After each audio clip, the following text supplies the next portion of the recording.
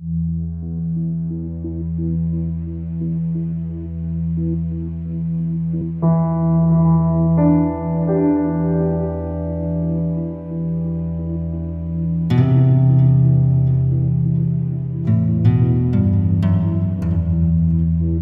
mean, I like the fact that the world's a very strange place, and but I also like the fact that even the most boring places can be quite interesting. So part of my job is to see the extraordinary in the very ordinary.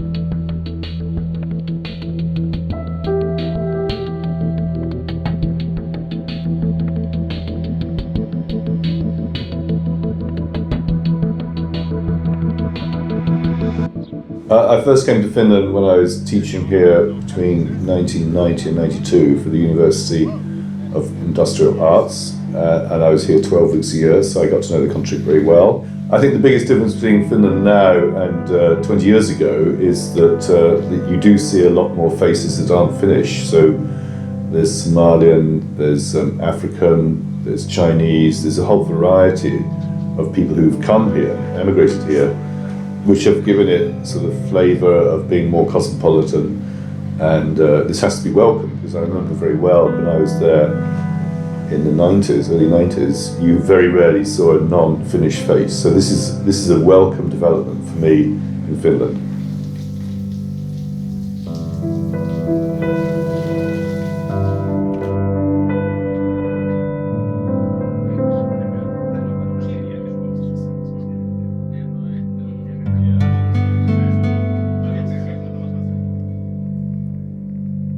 It's difficult to say exactly what being Finnish is, because it's more Scandinavian in my eyes, where this is just one shade of Scandinavia.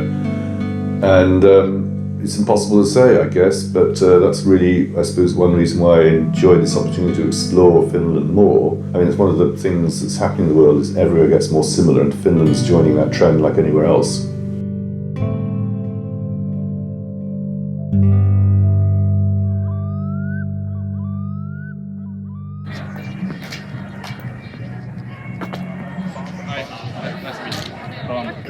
Kiitos kutsusta. Alkaa sujuu vähän paremmin. Omasta mielestä. Eli 37 molemmilla kotimaisilla. I like photography food. I think it's a very good social landscape, and whenever I go to a country that I want to explore, I always look at the food and I always try and take photographs of that. And Finland's been no exception, because of course there's a great tradition in Finnish food here, and I've basically either eaten or photographed most of these national dishes, of which there are many, and they potentially can make good photographs. So for me it's a very interesting thing to explore, and it tells a lot about the people from that country.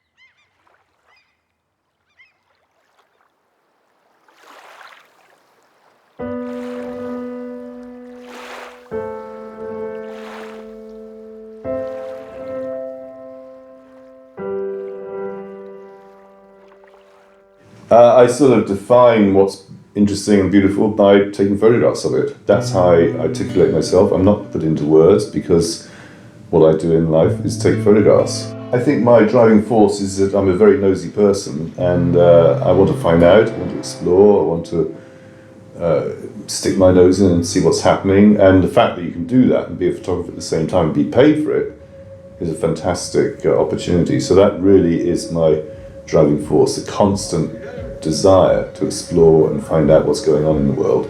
It's difficult for me to isolate aspects of Finnish culture verbally. I much prefer to go and photograph them. That's where I feel most comfortable.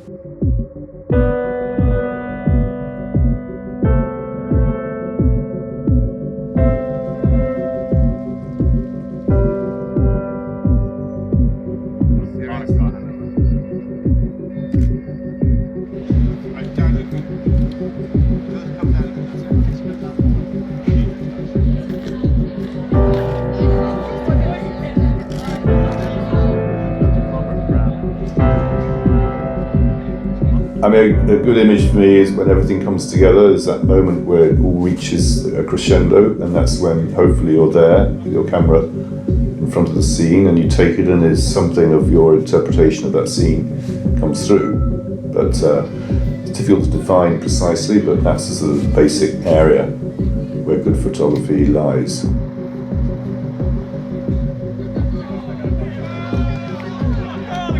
My general method is, if it's a more intimate situation, you generally try and get permission, and if it's a bigger scene, then you just start photographing, and then if there are any issues or problems or people want to know what you're doing, then you explain it as you go along. But I certainly don't wait to ask everybody for permission, otherwise you never get any pictures done.